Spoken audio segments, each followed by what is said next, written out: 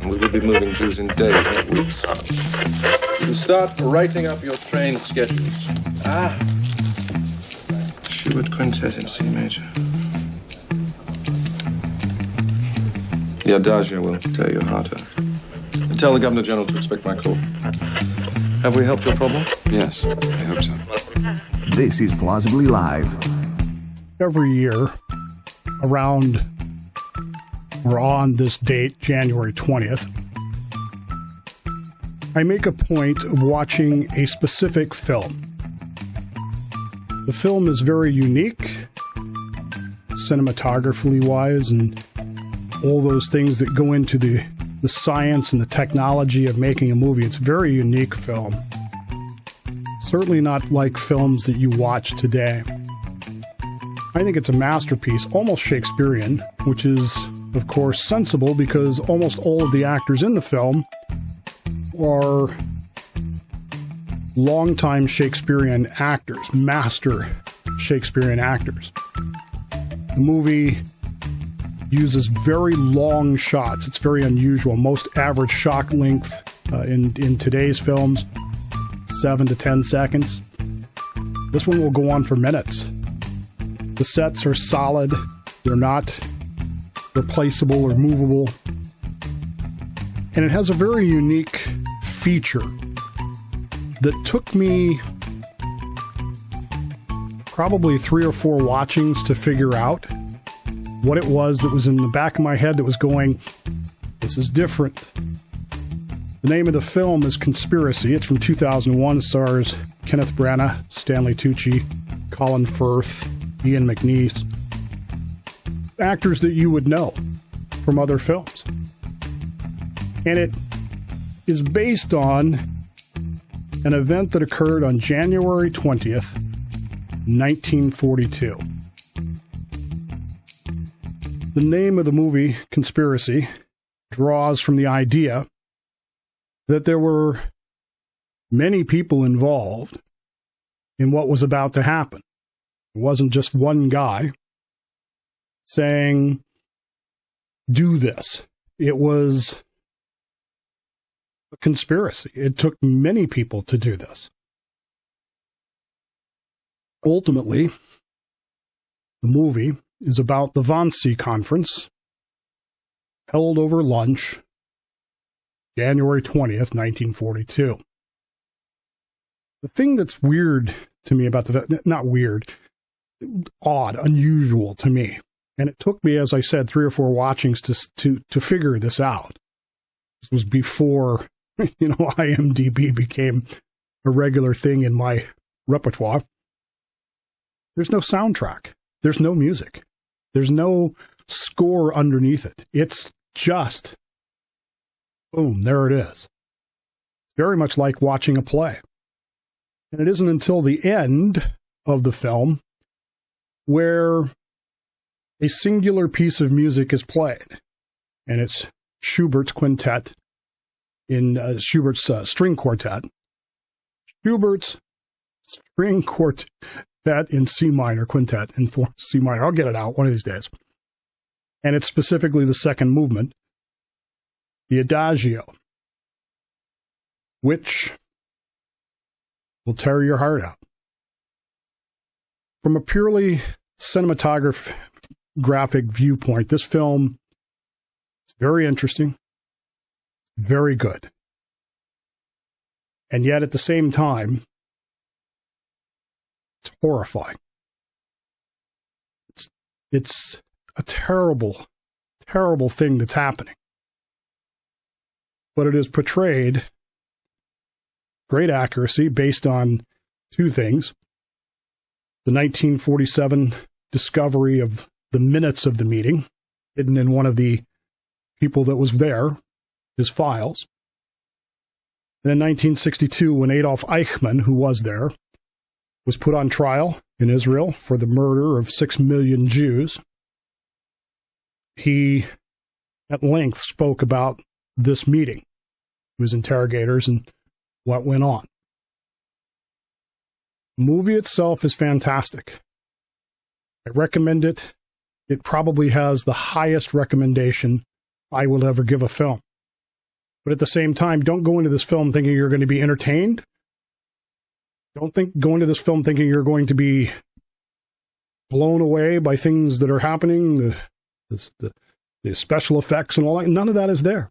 This is 15 men sitting around a table over lunch for less than 2 hours, talking about how they are going to carry out the final solution. Before this meeting took place in 1942, the Nazis had come to power in 1933 through a long set of circumstances that we don't have time to go through here. But as part of their policy of government, they legalized the discrimination against Jews. This was not unusual, folks. I mean, if you think it was just Nazi Germany that hated the Jews, you're delusional. Basically, every European power was in the same boat. There was no country in Europe that was welcoming to Jewish populations. In fact, if they could figure out a way to get rid of them, they probably would have. But it was the Germans that actually wrote it down.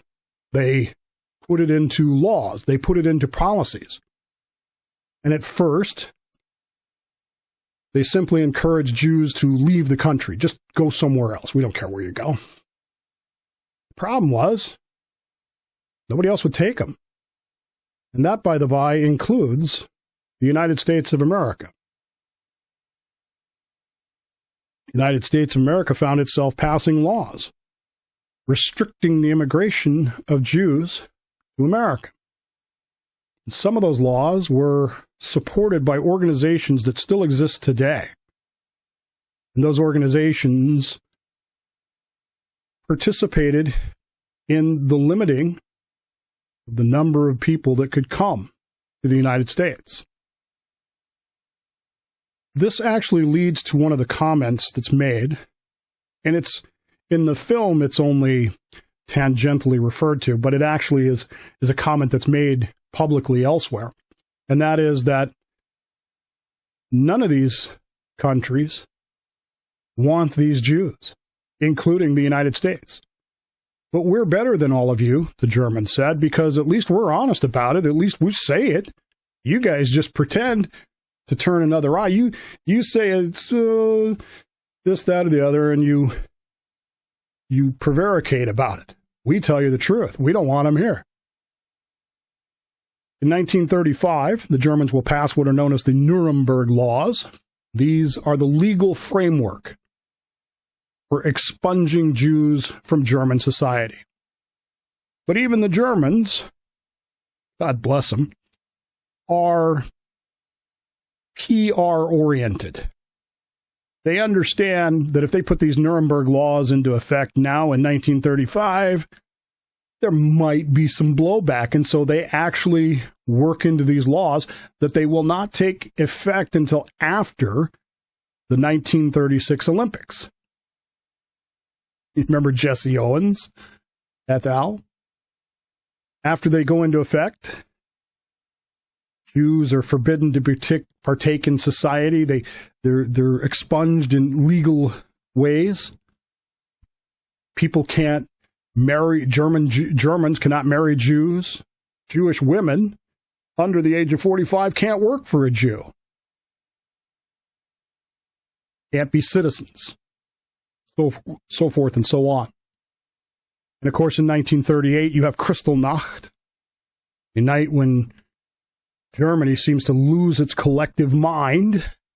Synagogues, homes, businesses throughout the country are destroyed in a night of rioting, known as Kristallnacht, because of all the glass that will be broken. And finally, in January of 1939, Hitler delivers a speech to the Reichstag. There's this myth that German leadership, Nazi leaders, were reticent to openly discuss the idea of eradicating the Jews, the Holocaust. They weren't. Hitler himself, on January 30th, 1939, delivered a very public threat to eradicate to annihilate, the word he used. We will annihilate all the Jews, the entire Jewish race in Europe. Those were his words. He wasn't shy about it. And by the end of 1939, with the start of World War II, and into 1940 and 41, you now had a situation where, under German control, you had Poland, you had parts of Russia, you had the Baltic states, you had the trans states, Hungary, Romania, you had the French, Italians, Dutch, Scandinavian, and all of these countries came with Jews and contributed to what the Germans called the Jewish problem. They began by using methods that were cruel, and disgusting, and questionable. The so-called Einsatzgruppen. Jews were simply lined up and shot where they stood. We've talked about it before, that infamous film of those Jewish men getting out of the truck and running to the trench as if, I don't know, I still don't understand it. To be shot. There were experiments going on with how to industrialize killing. And this is one of the things that Adolf Eichmann was in charge of. He was practicing how to mass murder people quickly and efficiently without having to shoot them, because even the Germans recognized that having the Einsatzgruppe and having soldiers shoot people, Jewish people, granted, but people, was not good for them. It was a problem. So we got to come up with a better way. They tried a thing called a gas van, which is where they had a big truck. They would pack Jews in the back of it and route the CO2 back, not CO2, CO, carbon monoxide, back into it and murder them that way. And it worked. It just wasn't very efficient. And it couldn't get things done in time. January 30th, 1942, they had it worked out. And they had a big meeting. 15 senior Nazis were to meet at the Wannsee Villa. It's just outside of Berlin. It's a beautiful house. They were meeting there with Reinhard Heydrich, who had been tasked by the Führer, Adolf Hitler, with carrying out the final solution. Adolf Eichmann was his right-hand man for Jewish affairs. And with those people in place, over a 2-hour luncheon. Do you understand this? 2 hours. This wasn't something that they worked on bureaucratically for months and years. 2 hours. Most of which was lunch. The final solution over that lunch. The murder of every Jew in Europe. Wasn't just planned. It was decided. And it was put into place. We think of the Holocaust as this massive undertaking, and it was, logistically. But the planning behind it, the bureaucratic elements of it, were done over a 2-hour lunch in Wannsee, just outside of Berlin. They argued who was in charge. They discussed the laws, the Nuremberg laws. The guy that wrote the Nuremberg laws was there to make sure that everything would fall into place within the law to get rid of the Jews. 2 hours.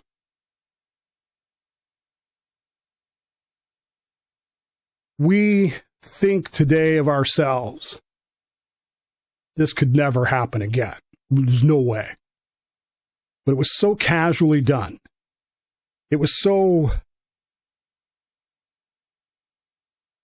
simple. It was so legalistic. It was such a perversion of the human idea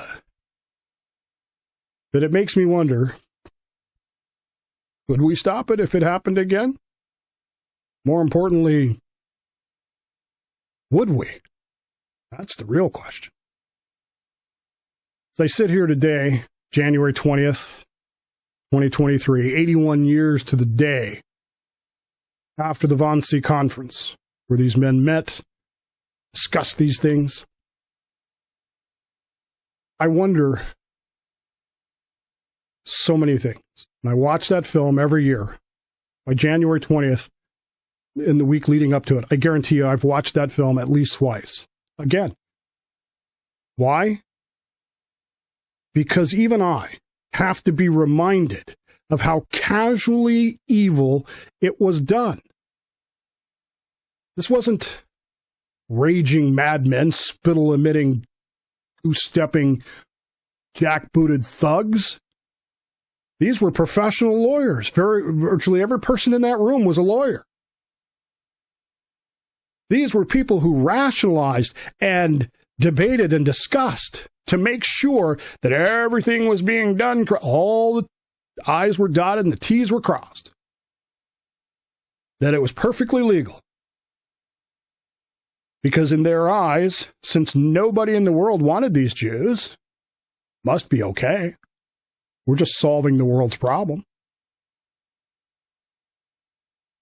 Behind me today, you're watching the video, hangs one of my favorite paintings.